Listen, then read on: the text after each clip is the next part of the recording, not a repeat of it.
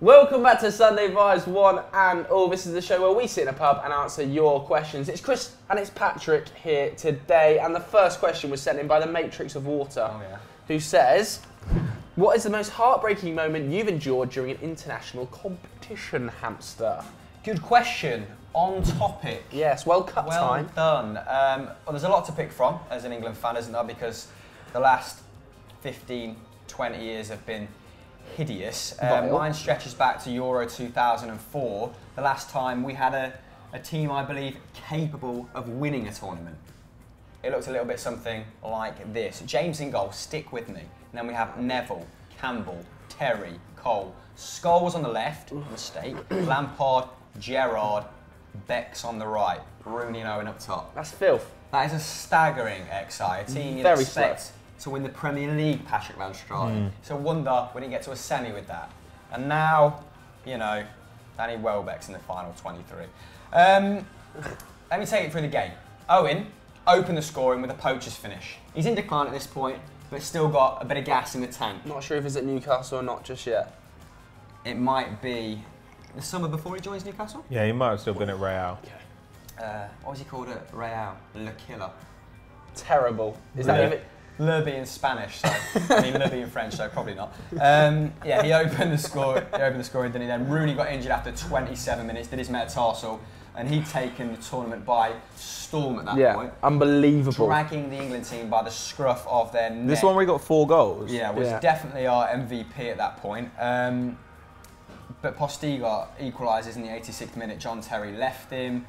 Heartbreak until the 90th minute. Me and my friends, you know, we've got a Panda Pops, we've got the skips out, some Space Invaders, in rapturous. Oh, now we're talking. Rapturous applause at Sol Campbell's header.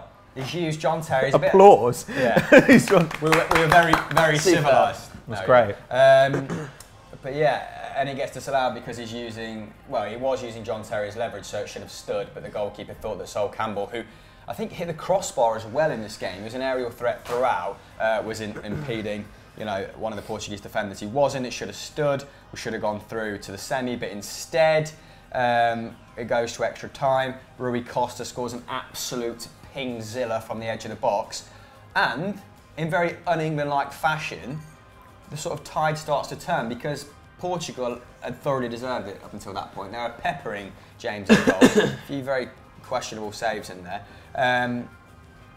But Lampard scores in the 115th.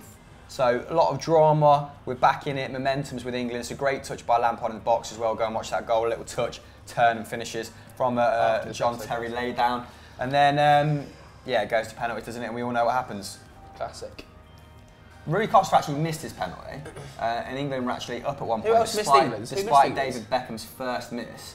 And then the decider, the clincher, is Darius Vassell. But Darius Vassell's penalty wasn't even the worst. It was a good save from Darius and just to rub salt in the wound. Yeah, how did he get like 20 England caps? We moan about Welbeck being replaced. No, how is he playing with this team? I used to not be able to tell the difference between Darius Vassell and Mikhail Forsell. Yeah. I was like, they're the same guy. Darius Vassell should be playing for Finland. You know, some obvious differences in there. Sure. But Darius Vassell, I remember when he signed for a club in Turkey. Can't remember who it was, but there was 8,000 people ready to greet him in the airport. How? Definitely thought he was someone else. Yeah, yeah, 100%. Sure. Yeah, and then Ricardo, just to rub salt in the wound, takes his gloves off after saving a decisive penalty and bags it bottom left. Shambles. So, I mean, there you go. I've gone play by play. I think that was the start of the end as my kind of that was the peak being an England fan during my lifetime. Yeah. What about you, Patrick Van Straaten? Because yours is going to be slightly different, are they? Because you don't have an allegiance to England, and are you a certified Holland fan, or do you just like to see them do well in the same sense I like to see Scotland do well? I'd say it's somewhere between the two. Like, I mean, they are the team I follow at a tournament. They're the team I'll always root for, and I'm miserable when they lose, which is usually the sign of you being a fan. So 2008 at the Euros, the Dutch had a really good team, but they were drawn in a group with Italy and France, who obviously had been the 2 World Cup finalists 2 years earlier, and absolutely annihilated them. Like beat Italy 3-0, beat France 4-1, went through top of the group, having won all 3 games. They scored 9 goals in 3 games. In the next round, meet Russia, 1-1 after normal time, lose 3-1 in extra time thanks to Andrey Arshavin. Yeah. So that was great, didn't it? That was game. Horse. I did. Brilliant. I got in the move. 2 years later, much less talented team at the 2010 World Cup. But again, win all 3 group games. I think scored 2 goals a game. And then beat Slovakia. I was kind of like, I wasn't getting my hopes up too much. Then beat Brazil 2-1. And by this point, Wesley Sneijder. Long distance. No, that's against Uruguay in the semi. Right, okay. Absolute humdinger. But Wesley Sneijder scored 5 goals in that tournament, and it was starting to kind of. It looked like the stars were kind of starting to align. France had gone out early, beaten Brazil, but basically what happened was the really tough teams were on the other side of the draw. So Spain, Argentina, Germany, they were all on the other side of the draw. So the Netherlands managed to get to the final. That amazing game against Uruguay on the way, and the final. It was just a bit heartbreaking because the game was so bad and the Netherlands were going about it in such a demoralising way. However, if they'd won, it would have been fine. And actually, when I looked at the stats this morning, and it wasn't as kind of dull as I thought it would be. Like, the Dutch had 5 shots on target, the Spanish had 8.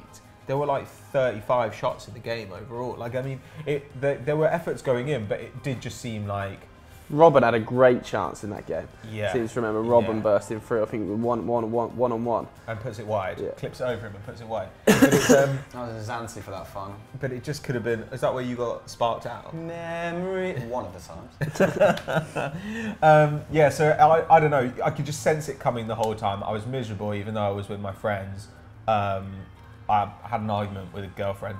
And it just all went wrong that night. And then in extra time, Andrés Iniesta pops up and scores a goal. But what was your reaction to that? Because if you're going to be beat, it might as well be via an Andrés Iniesta goal, the nicest man in football. No, I was livid. I was livid.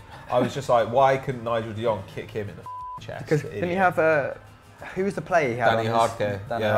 Yeah. Siempre con nosotros. Like, because they I don't know, they deserved it. When you look at the squads, you're like, Jesus Christ, Van Bommel and de Jong versus, Busquets, Alonso, Xavi and Iniesta. Like, the game is won and lost in midfield. Very happy with that setup despite the results, right? Louis van Gaal's very...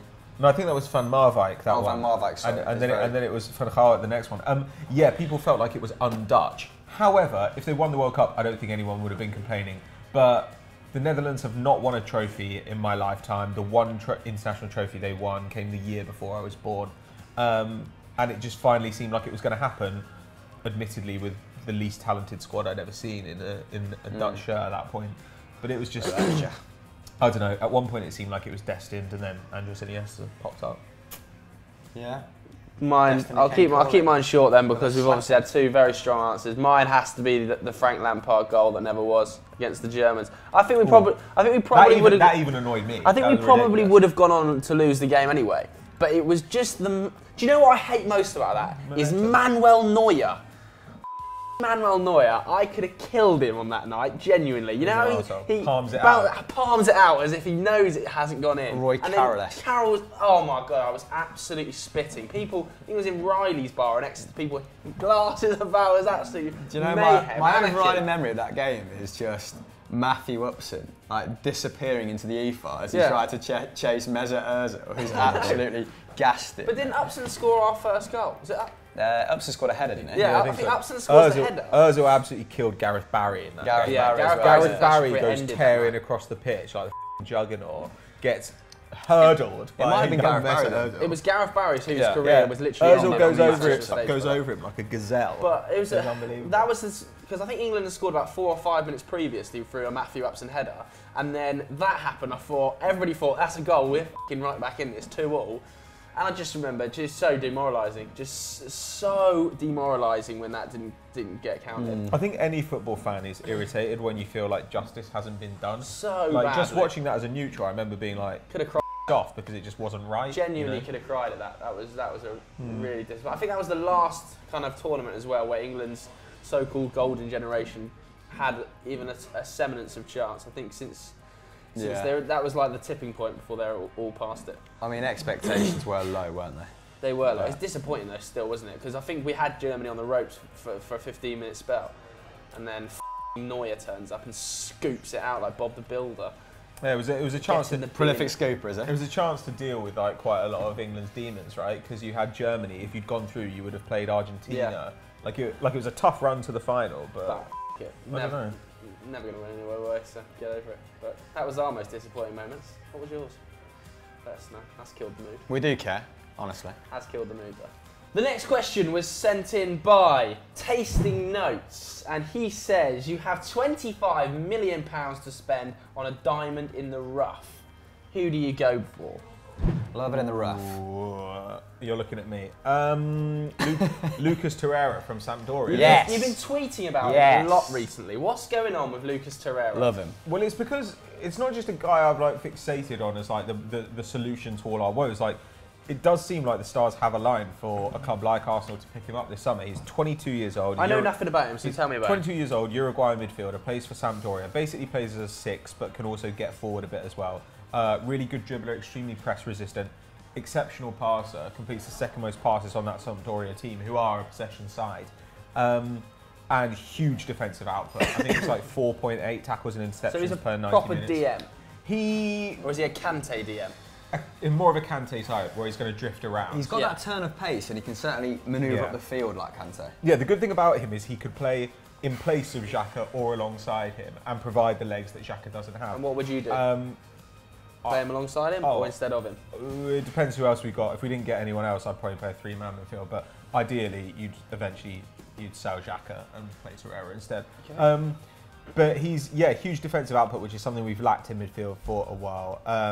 And because he is 22, he's very likely to improve as he gets older. Really good passing range, very two-footed. Also, I think had 4 goals and an assist this season, good from set pieces. And it's nice to have a right footer and a left footer on set pieces. Arsenal often found last season, I think we led the league in set piece goals. That sometimes having Sanchez and Ozil stand over it makes it very unpredictable for the defence. They don't know how to defend. I like that his set piece technique as well is very much Juninho Pernambucano, where he just thoroughly thwacks it. Yeah, he's a proper zinger. Yeah, and he's a small guy as well. He's like 5'6", but I think that this is something we're starting to see more and more in defensive midfielders. I think that those guys with a low centre of gravity, extremely hard to push off the ball, are becoming more important in the age of pressing. And he's pretty quick as well. Plus, he's got a release clause. His release clause is 25 million euros. That's the key. Which is remarkable. Especially for this question. And this is the thing about Sampdoria. You know, they're incredibly good at finding these bargains. They give them release clauses at reasonable rates. But they picked him up, I think, for 1.5 mil from Pescara, which actually is where Verratti They loaned him as well, didn't they? And I think they paid 800k to loan him. So they're turning a massive profit on 2.3. But they could sell this guy for upwards of 40, right? If he was. Yes, he's somebody who I think everyone will be after. I think that I'd love Arsenal to get him. I think he's more likely to end up at Napoli as a Jorginho replacement, unless they promise that role to Diawara, who only started, I think, 18 games in the league last season. Good player. So I think that he's probably the ideal guy. I think he's one of the best midfield prospects around, except for maybe the guy you're going to talk about. And I don't know. I think that anybody who needs that kind of guy, I think United should be looking at him. I think Liverpool could have looked at him before they got Fabinho, but they needed height. Arsenal should definitely be after him. United definitely need 2 central midfielders. I talked a little bit about it the other day, but Jose's sleeping. I don't know what's going on. I mean, just quickly how can you not be in for Jorginho or Fabinho? Really odd moves going on at the moment. The Jorginho move to Man City, 42 million, fantastic bit of business. The Fabinho move for 39 million, brilliant bit of business. People talk about United like we need 1 central midfielder. Our current central midfield options are Pogba, Herrera, Matic and McTominay. I mean, it looks like the Fred deal is going to go through, right? And he's a very adept box-to-box midfielder, won 10 trophies in 5 years at Shakhtar, so he's got a decent pedigree. But you could have done with a bit of a specialist. Say Pogba picks up the ball up off the defence, 2-month injury or 6-week injury. Our creative options from midfield are Matic, Fred and Herrera. Well, you could drop Lingard in a 3-man midfield, couldn't you? If not you're playing ideal, Fred though. and Matic behind them. Not ideal. I think it's quite a good zone move, though, Lingard. His best attributes is almost as a 10, in between the lines, finding little pockets of room and off-the-ball movement. I don't think I want him that deep. A little bit of sympathy when it comes to Jorginho, because if United and City go in for Jorginho, he 100% picks City, because that just suits his style. I think that's fine as well. Same. 45 million, which is, again, represents very good value for money. But you should, I don't know why you weren't in for Fabinho. Apparently Arsenal put in a last-minute bid. That makes sense as well. But United are clearly extremely keen on Milinkovic-Savic, but don't want to pay the €100 million price tag. Is he the same sort of player to Pogba though? Yeah, but I think I don't particularly have an issue on having two of that similar sort of ilk of players. But one of them has to drop back, right? And you've been trying to get Pogba further and further forward as the season's gone on. I would say against the smaller teams, one thing we really lack is creativity from deep. We have absolutely none. If they shut Pogba out the game, we have no ability other than playing in a U shape to go around the back and ends up the fullbacks and they cross the ball in towards Lukaku. It happens every game. A midfielder, Milinkovic-Savic, Fred and Pogba is pretty amazing. I mean, like you'd imagine Fred's less box to box then, right? Yeah, you'd imagine he's going to sit more. Or at least Matic plays. Though Milinkovic-Savic, it's rotate. Yeah, that's true as well. But Milinkovic-Savic, I mean, he is capable of playing that defensive role, and if you've got three guys who can pretty much do everything in midfield, then that's the key. But I don't know why. How the fuck do you get around them? We're not going after him. We're going after Arnautovic and Mandžukić. So less said about that. But let's get back to the question at hand anyway, because we're kind of just building a team of giants. But it's just a disaster. Do you think he's building a basketball team? All we're doing is signing £50 million 29-year-olds. It's the same with his first Chelsea side, right? They were all huge. United actually would have a great basketball team. Now you think about it: Sergio Milinkovic-Savic, Pogba, Fellaini, Matic. Maybe Eric Bailly, just in a David more De Gea just role. Playing whatever. Is there a goalkeeping defender position in Barcelona? I don't know. I think Pogba is your centre. That's what you want. Yeah. It is. Yeah. According to Liv. So let's get back to the question anyway, because £25 million buys you little to nothing in this market. I don't think that's true at all. I don't think that's true at all. Come on, it does limit the options. I think massively on the continent. More now than ever, it's easy to identify people that represent good value for money. And I actually think there's a lot of young talent emerging out there at the moment, especially in France, in the Bundesliga, and I don't know, not so much at Liga NOS, although I think Leicester's signing of Pereira, is an exceptional piece of business. Zivkovic, Kravinovic. I mean, you've been long linked with Zivkovic, haven't you? Yeah, I think those players will start to come through. But I've gone for Dani Ceballos, and it's a little bit more obvious than perhaps some of the names we've just mentioned, because he was snapped up by Real Madrid last season for around, I think it was 16.5 million, which at the time was a very good value for money.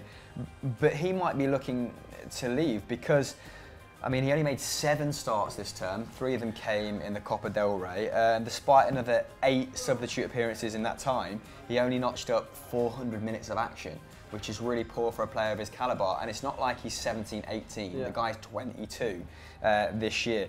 That's half as many minutes as Akram Hakimi, which is not bode well, does it? And when a guy like Kovacic is knocking on the door and you're behind him in the pecking order, and someone like Asensio, who is a similar sort of age to you, is making the strides he's making, I think Dani Ceballos and his agent will be asking a few questions for sure.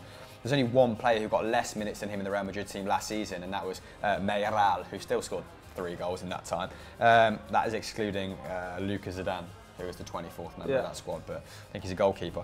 Yeah, but Ceballos in that time scored 2 goals, but his numbers suffered massively when you compare them to what he was putting up at Betis the season before. I mean, last season at Betis he was averaging nearly 3 dribbles per game, which is really good for a central midfielder. 1.5 key passes, almost 50 passes per game, so heavily involved in play. He was averaging around 4 long balls, so this was a guy that was doing a bit of everything for Real Betis. And his defensive numbers were between 4 and 5 tackles in this season, yeah. So he absolutely had it all, and no doubt that's why Real, parted with the best part of £20 million. But like I said, when he turns 22, which I think is in August, he'll want to be playing more first-team football. His value has gone down as a result of this lack of game time. Transfermarkt actually value him at 12.5 million, but I think it's probably going to take more than double that for Real Madrid to consider letting him go, because he's an ideal squad member, right? Someone who you could probably entrust to come in should you go through an injury crisis. Clearly a lovely guy too. Did you see his tweet to Karius after the Champions League final? Classic. Put that up on the screen now at the top because I'd kind of forgotten the gist of it. The Daily Mirror have linked him with Liverpool to the tune of 30 million, so I'm cheating a little bit on this question, 5 more million. But I think he's definitely worth a punt. I mean, if Liverpool bought him, Great business by Liverpool, but again, same problem. Where does he play in that midfield in Liverpool? He's been linked with Arsenal as well. Spurs as his Dembele replacement. He's going to get more of a game at Arsenal. He makes sense in all those roles. I mean, like, this is why I actually think that this summer's a really great one to go shopping with 25 million quid in the market, because you could get a midfield of Herrera and Ceballos for under 50 mil. You know, then there's Fabián Ruiz, who's at Betis right now, you know, playing really well under Quique Setién. It looks like Justin Kluivert's going to go to Roma. I was just about to say, I think over in Holland there's some interesting options. I think Justin Kluivert, has actually now agreed to join Roma for 20 million euros. I think Monchi's got that bit of business done, which is brilliant business. Or it looks to be anyway. There's a couple of other options out there. I don't know how much he would cost, but if I was a Wolves, I would be, because obviously there's been some rumours this week that they're interested in taking him at least on loan, maybe on a permanent, in Mason Mount to Wolves this summer, which I think would be a really interesting move. Obviously you have to be a little bit careful with the Eredivisie because it can be hit and miss with regards to stats, because players can have exceptional explosive seasons and then be dreadful. But I think he's contributing to a goal every 105 minutes. He's got 23 goal contributions in the Eredivisie this season. He's only 19. Obviously, Gareth Southgate has been bigging him up over the last few weeks as one of the key players he's looking to bring into the England squad over the next couple of months. So over the next couple of years, that should be pretty exciting. But Zidane's Cindy. Okay, cool. Oh. What? Oh my God, I really want him to go somewhere and be. Sorry about that. The news has just broken that Zidane has resigned. Liv was just holding a hand up for about 5 minutes, insane. very politely. So just a quick wrap up on this. I'll say Mason Mount I think would be a good option. I think André Silva rumoured to be available for about 20 million euros to Wolves, which would be a great move. That's pretty much my call. Let's talk about Zidane. So just a quick breaking reaction. We shoot this on a Thursday and Zinedine Zidane has literally 10 minutes ago just left Real Madrid in the most baller fashion I've ever seen after winning 3 Champions Leagues in 2.5 years, averaging a trophy every 97 days in charge of Real Madrid. Crazy, man. Why has he gone? What is happening, Patrick? I'm panicking. Well, my guess would be that he's gone because he can't really be asked all the speculation over his job. I mean, like, he's never going to have a more successful 3 years than he's had just now. I say that 3 years, 2.5 years. 2.5 years.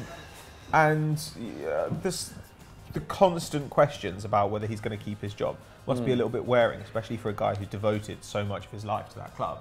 You know, as a player, then as an assistant coach, as the coach of the B team, now as the coach of the first team. A bit of burnout, parallels technical to Pep director Guardiola's last year. Yeah, so you can completely understand him wanting to move on. Because if they don't win the league next season or don't win the Champions League next season, then the questions are going to come again. You know, is it going to be Pochettino? Is it going to be Klopp? Who are Real Madrid going to go for? By the way, if they took Klopp, that'd be amazing.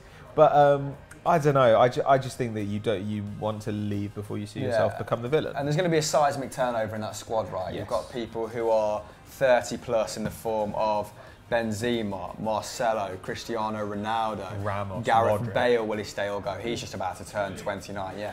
And what does it mean for the future? You're looking at Barcelona. Yeah. If you're Zinedine Zidane, knowing next season they've invested really wisely in Coutinho, in Moussa Dembele, and it looks like they're about to go and spunk some more money on a Pjanic or someone like that to help out in central midfield.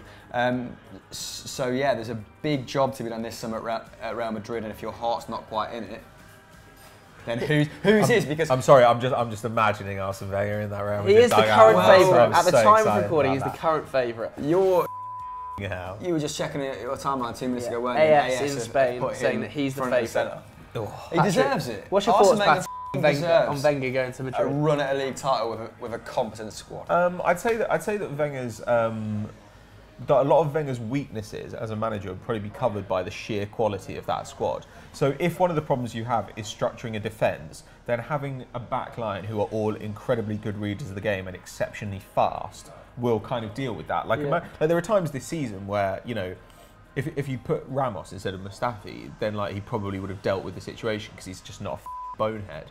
So I think that I don't know. I think that'd be really fun. He'd love working with the talent there. I think he'd probably get annoyed with Cristiano Ronaldo because he's one of the few managers in the world who you would expect would not just say, yeah, whatever you want, Cristiano. You know, he'd say, well, no, I'm going to play you in the position that's right for you. And yeah, I agree. I don't think that Real Madrid are going to blood promising young Spanish manager. They need a big name, and they need it sort of as soon as possible, don't they? Because there's already a certain degree of unrest in that squad, and this is just going to exacerbate that. Hopefully, we start to see Real Madrid players kicking up a bit of a fuss, and it turns into turmoil in Madrid. It would be good news for young players. You'd be much less likely, I think, to see guys like Dani Ceballos leave after a year, where they've barely played. If Wenger were there, I think that he'd make sure that he said to those guys, there is a path to the first team for you. And if he sold them, maybe he sold them faster. And they had, when the last time they employed sort of an elderly statesman was Pellegrini, wasn't it? And he took Pep Guardiola all the way. I think his Real Madrid team got 90+ points. So we know that Perez doesn't mind a stopgap option as long as they're of a certain calibre. But what if Sarri balled up at Madrid pattern? I'd actually... It'd be insane. Be a bit of a Madrista. That would be the best. That would be the best team in the world. When you think they were playing some of the best football in Europe with that squad, imagine what they'd be like with the Real Madrid squad. Imagine that team trying to play Sarri ball. How exciting it would be. Some of the old legs there would be crumbling into dust, though.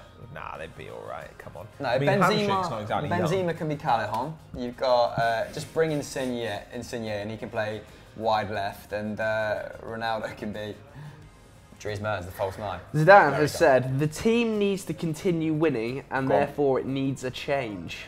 I think that's such a weird statement when you've just won a Champions League. I don't know though. We have all agreed that they've been a little bit stale recently. I mean, even though this was probably their hardest run to the Champions League final, I think we all agreed that something wasn't working quite right in the first half of the season. Even in the second half of the season, I think they got pretty lucky against Bayern Munich again. Even in the final, Salah going off. At that point, they'd been on the back foot. I also think this may have been less of an issue. There may have been less pressure on Zidane if they'd taken Barcelona all the way. But the way in which Barcelona won the league is obviously very upsetting if you're a director around. It's also confirmed that he's taking a sabbatical away from the game. Okay.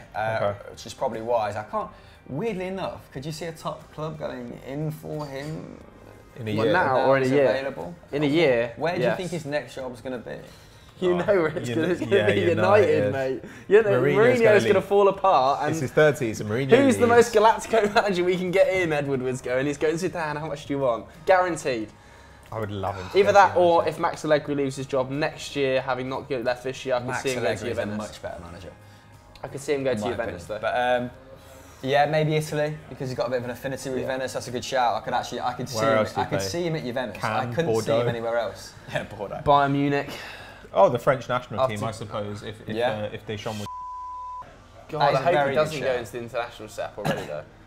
Who knows? I mean, he's I don't want to say style of management, but profile certainly helps with the national team, doesn't it? And I think that's where man management is more prescient, I guess, more important. I completely agree, especially in that squad. And he excels at that. Zidane said he made up his mind in February. He said he's tired of management. He's been doing it 2.5 years. He's got to relax. No, but managing Real Madrid or Barcelona must be exhausting. It's an extremely unconventional. Pep Guardiola said the exact same. Pep Guardiola said the exact same thing, didn't he? When he was so front and centre for Barcelona when he first joined and took over the club, he was almost doing too much for the club. But when Pep Guardiola was at Barcelona, I suppose the only difference was that there was turmoil behind the scenes with Laporte. Was it not Bartomeu? Rossell. And I guess Real Madrid have that stability in Perez. So I think maybe he's been a bit diplomatic here, and maybe some friction has. Yeah, but no. Come to the fore. Apparently, Florentino Perez only found out yesterday morning that Zidane made up his mind. But if he made up his mind in February and Perez only found out yesterday, then surely there is a bit of a disconnect there. I think there's got to be a bit of friction. Because otherwise he would have said, listen, I'm leaving at the end of the season, here's 3-4 months preparation. You're in a World Cup as well, it's not easy, is it? Dropped it on him. But there we go. What are your thoughts on the Zinedine Zidane situation? What on earth has happened behind the scenes? Because we literally have just seen this news, shooting this on a Thursday. I mean, we were going to ask, does Messi have to win the World Cup to stop Cristiano Ronaldo clinching a third successive Ballon d'Or? Who gives a shit? Who cares? Yes. Zidane. Done. Innit? Zizou. So long. End board. So that's the end of Sunday Vibes this week. A little bit of a reactionary special, but get your questions in for next week with the hashtag Sunday Vibes, and we'll hopefully answer them, because hopefully there won't be too much breaking news, although, clicks. So what else is happening on the Football Daily Network this weekend? Jesus Christ. What is happening on Football Daily? Great. Stat Wars, the losers edition, is it? Stat Wars. Stat Wars, the losers edition. You versus Michael McCubbin goes out before we go to the last 8. We have, obviously, VFN came out Friday. On Saturday was Hot Takes. Go and check that out. It's got Teen Twat on it. That's it. Yeah, all good stuff. I can't believe Zidane's gone. It's outrageous. Bye. Chicken Oriental.